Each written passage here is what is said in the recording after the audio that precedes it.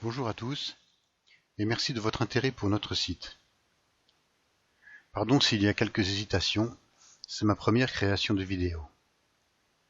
Comme vous pouvez le voir, nous proposons un tarif spécial pour les grosses commandes. C'est un tarif qui s'adresse surtout aux entreprises telles que les salons de toilettage et les élevages, mais aussi aux associations de protection ou aux particuliers s'ils ont plusieurs animaux ou s'ils font une commande groupée. Il n'y a pas besoin de commander des tonnes de produits, il suffit de 10 identiques ou panachés. Il y a juste à faire une demande et nous vous adresserons un fichier Excel qui peut servir à visualiser tous nos produits et qui peut servir aussi de bon de commande. Nous vous engageons d'ailleurs à utiliser ce fichier pour éviter les erreurs et bénéficier d'une réduction supplémentaire de 1%. Il faut d'abord ouvrir le fichier. On sélectionne donc le message reçu, un double clic sur la pièce jointe et MS Pro s'ouvre automatiquement avec Excel. Pour ceux qui n'ont pas Excel, il est possible d'installer OpenOffice gratuitement, mais Excel est devenu très abordable. Maintenant que le fichier est ouvert, nous allons simuler une commande, naturellement après avoir activé la modification si nécessaire. Voilà, j'active la modification. Vous remarquerez que les cellules de la ligne 6 présentent à droite des petits carrés gris, ici, ou ici par exemple, ou ici. Cela signifie qu'Excel est en filtre et qu'il est possible de sélectionner certaines cellules selon certains critères. Par exemple, je cherche des croquettes pour chatons. Je sélectionne donc la classe Aliments. Voilà, ici la colonne classe. Je désélectionne tout et je sélectionne uniquement Aliments. Puis la sous-classe Croissance. Alors je fais pareil. Je sélectionne uniquement Croissance, Gestation, Allaitement. Et maintenant, je m'intéresse qu'aux produits pour chat, donc je sélectionne les produits pour chat. Je vois maintenant les produits sélectionnés, avec en colonne C les noms, en colonne G les laboratoires ou fabricants, en H les URL et en K les prix TTC. À ce stade, je peux retourner facilement sur le site, soit en cliquant sur le logo et je me retrouverai à la page d'accueil, soit en copiant l'une des URL sur un navigateur, quel qu'il soit, donc avec le bouton copier, mais que vous n'avez peut-être pas, ou alors avec un clic droit, copier, je vais dans un navigateur, voilà, copier et aller, coller et aller, et je me retrouve sur la fiche du produit. Je retourne maintenant à Excel.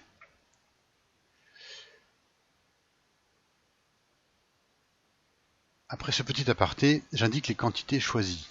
Par exemple, deux produits chez Nestlé ou Proplan, 2 chez Hills, et 2 chez Decra, et 2 chez Royal Canin.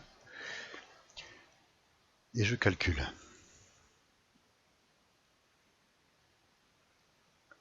Je remarque que la colonne L calcule les prix, les prix unitaires multipliés, prix unitaire ici multiplié par les quantités. Toutefois, la cellule D2 ici ne me donne pas la quantité, et j'ai l'explication cellule E2 pour les professionnels, il faut 10 produits au minimum. Bon, je suis quand même content d'avoir trouvé ces 4 lignes, alors je sauvegarde. Un nouveau petit aparté concernant le calcul. Si vous avez laissé les paramètres par défaut d'Excel, le calcul est automatique dès que vous changez le contenu d'une cellule. Toutefois, il est recommandé de désactiver le calcul automatique pour 2 raisons importantes. La première est que ce calcul automatique ralentit le traitement. Sur un petit fichier comme celui-ci, c'est insignifiant, mais cela peut devenir pénalisant sur un gros fichier. La deuxième est encore plus importante. Si vous laissez le calcul automatique activé, vous allez automatiquement écraser le résultat de calcul antérieur que peut-être vous voudriez conserver. Donc pour désactiver ou activer le calcul automatique, on va dans Fichier, ici, Fichier, Options, voilà, Options, formule et là calcul du classeur automatique ou manuel. Voilà, je le remets à manuel. OK. Tant qu'on est dans les options, on va aussi désactiver l'enregistrement automatique. Voilà, fichier, options, enregistrement. Voilà, par défaut, Excel va enregistrer toutes les 10 minutes. Pour ma part, il vaut mieux le décocher. Sinon, à nouveau, on va ralentir l'appareil et surtout, on risque d'enregistrer des erreurs accidentelles. Voilà, donc j'annule puisque j'ai rien modifié. Deuxième exemple, je voudrais un complément alimentaire pour vieux chien arthrosique. Alors d'abord, je vais libérer les colonnes filtrées que j'ai sélectionnées précédemment. Vous voyez que ce petit carré gris dont je parlais est légèrement différent. Ici, on n'a rien sélectionné, il y a un triangle au milieu du carré. Et ici, il y a une sorte d'entonnoir. Donc, c'est parce que les produits sont sélectionnés. Donc maintenant, je sélectionne tout. Vous remarquez ici que le bord est bleuté. Voilà, c'est important. Ça prouve que le fichier est en filtre. Le bord est bleuté et les lignes ne se suivent pas toutes. Par exemple, ici on passe de 290, allez, c'est un mauvais exemple, mais enfin il n'y a pas toutes les lignes. Je finis de sélectionner toutes les lignes, hop, et je désélectionne l'espèce à nouveau. Maintenant, le bord est redevenu gris et on a toutes les lignes. Voilà, ici donc on a l'assurance que tous les produits sont visibles. C'est important de repasser par cette étape pour ne pas laisser accidentellement une colonne en filtre. Je sélectionne donc maintenant les produits pour chiens. Voilà, puisqu'on a parlé d'un vieux chien arthrosique. Hop, les produits pour chiens. Maintenant, dans l'espèce. Maintenant, dans la classe, les compléments alimentaires. Compléments minéral et vitaminiques. Et dans la sous-classe, je sélectionne arthrose, articulation.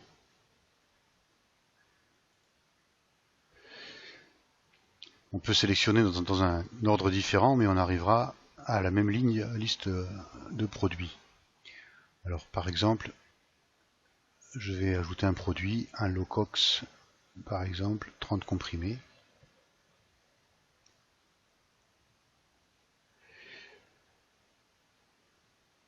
Et on remarque que le total n'est pas changé puisqu'on a désactivé le calcul automatique. Donc, nouvel aparté, pour calculer, il y a plusieurs manières. Celle qui marche à tous les coups, si on n'a pas changé les options d'Excel, je fais apparaître tous les boutons et dans Formule, ici, j'ai un bouton pour soit calculer tout le classeur, même tous les classeurs ouverts, et soit calculer la feuille. Voilà, c'est pas la méthode que je préfère. Moi, je préfère mettre un bouton mettre mes macros préférés dans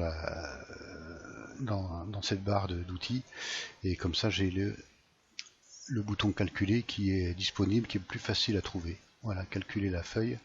Si je calcule, j'ai le prix du Locox qui apparaît ici, multiplié par la quantité, mais j'ai toujours pas le total puisque je n'ai que 9 produits de commandés. Une autre méthode qui est très simple aussi et qui marche à tous les coups, c'est avec le clavier.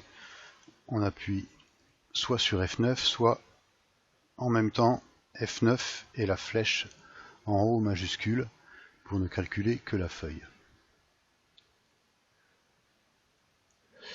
Alors pardon pour ceux qui sont déjà familiarisés avec Excel, mais quelquefois c'est important de le rappeler. Voilà, troisième exemple, il me faut du frontline pour chien. Pour le plaisir, je vais d'abord visualiser ma commande en préparation. Donc je sélectionne la colonne A non vide. Hop. Voilà, ici donc j'ai un Locox. Et si je désélectionne les autres colonnes, je vais voir tous les produits que je suis en train de commander. Voilà, tout à l'heure j'avais des produits pour chat. Donc voilà, là c'est tous les produits que je suis en train de commander. Maintenant, je libère ici et je vais voir tous les produits. À nouveau, le bord gauche est gris. Alors, je vais utiliser une autre méthode pour trouver le frontline, mais je pourrais aussi bien passer par la méthode qu'on vient de voir, parasite externe, chien, etc. Ça, maintenant, on sait le faire. Cette fois, je vais taper frontline dans la cellule M2. Voilà, je tape frontline. Et je calcule. Donc, avec le bouton que je vous ai montré. Le mot frontline va alors apparaître dans la colonne M dans toutes les cellules correspondantes. Et je les sélectionne toujours en utilisant le filtre. J'enlève les cellules vides et il me reste les cellules qui contiennent frontline. Et pareil que tout à l'heure, je peux sélectionner les produits pour chiens uniquement. Voilà, maintenant je change d'avis. J'ai vu parfois frontline écrit en abrégé, donc front. Et alors je me méfie, je me dis, peut-être que j'ai pas tous les produits. Alors je vais modifier frontline en front et je calcule.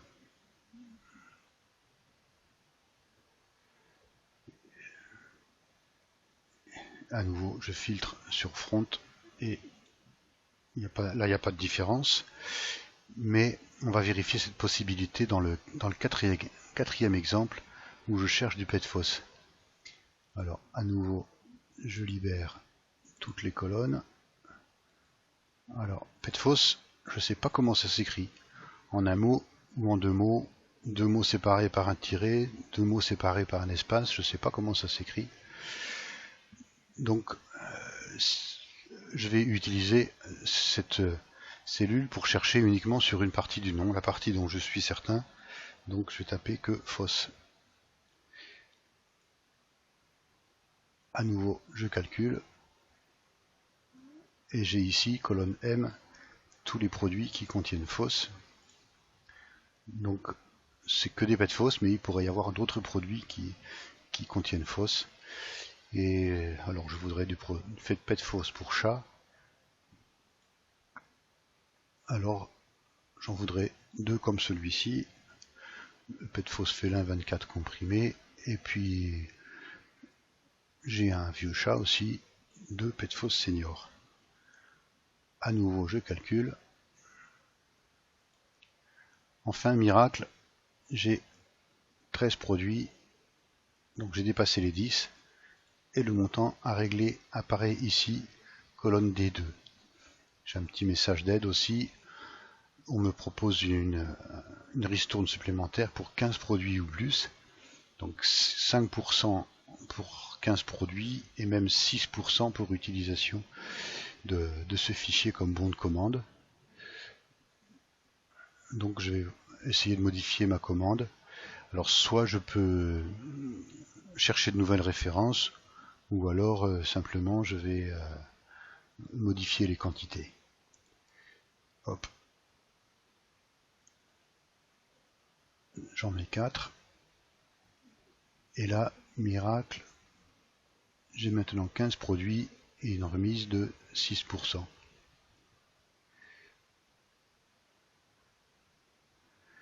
Voilà, donc je vais visualiser ma commande, comme on a vu, en sélectionnant la colonne A non vide. Donc ici, la colonne A n'est pas vide, et je libère les colonnes filtrées avec chat et FOS. Et j'ai ici toute ma commande. Il y a une autre méthode pour visualiser ma commande. Je vais sur l'onglet produits commandés. Je sélectionne la cellule A62 et la suite. Et je calcule. Et j'ai ici tous les produits que j'ai commandés. Je n'ai plus maintenant qu'à sauvegarder le fichier et à le retourner en pièce jointe. Il n'est pas utile de le renommer, il sera identifié à réception avec le mail. Voilà, pour les curieux, je vais vous présenter les fonctions que j'utilise dans cette application et ma barre d'outils préférée. Si elle vous convient, il est facile de la télécharger. Je vous enverrai le fichier. Donc le fichier n'est pas protégé, il n'y a aucun secret. Donc la barre d'outils, le bouton sauvegarder, le bouton annuler pour revenir en arrière ou rétablir. C'est très pratique quelquefois de créer des fausses erreurs pour pouvoir revenir facilement à l'endroit où on était. Le bouton visualiser, on l'a pas vu, mais il peut être utile pour chercher un produit. La mise en forme, ça on l'a pas vu non plus.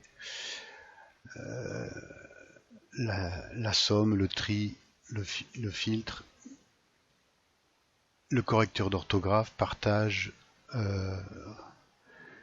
voilà, figer, partager, figer les volets, effacer, format, remplir, calculer tout, calculer la feuille, changer de fichier et convertir, ce qui peut être utile pour quand on ouvre un fichier CSV. Voilà pour les boutons.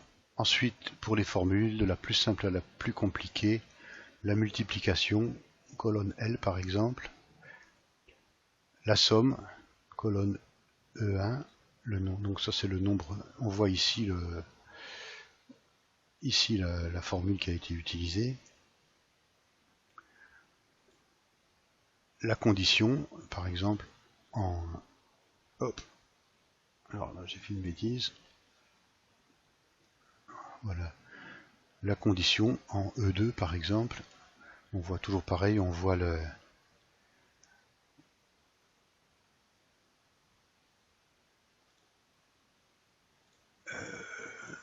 on voyait même deux conditions imbriquées.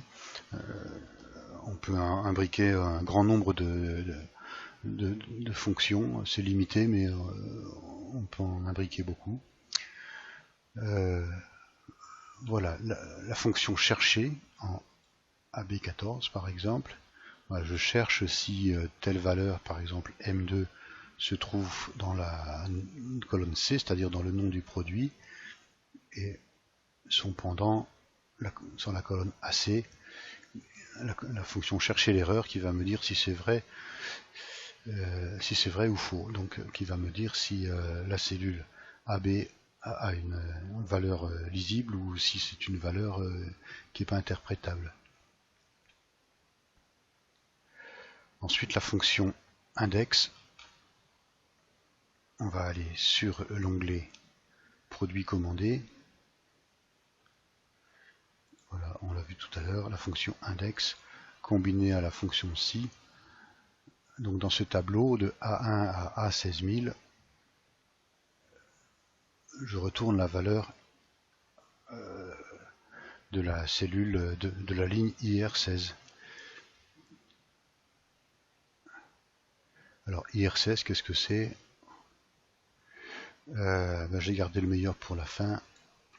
Voilà, on va à IR16. Alors pour se déplacer dans la feuille, on tape l'adresse ici, IR16. Hop, et voilà la fonction petite valeur. Elle permet d'ordonner les valeurs d'un tableau, donc de la plus petite jusqu'à la plus grande, et écrite sous forme de matrice comme ici.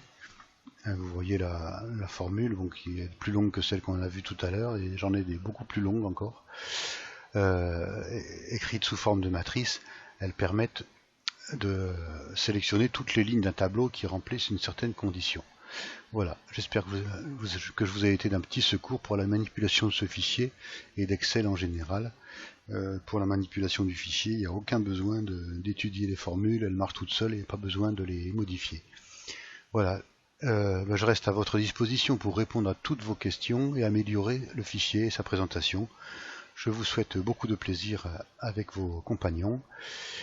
Et je vous rappelle mon adresse si vous avez besoin soit de m'envoyer un fichier ou soit d'appeler pour une raison ou une autre, le numéro de téléphone, le site et mon email.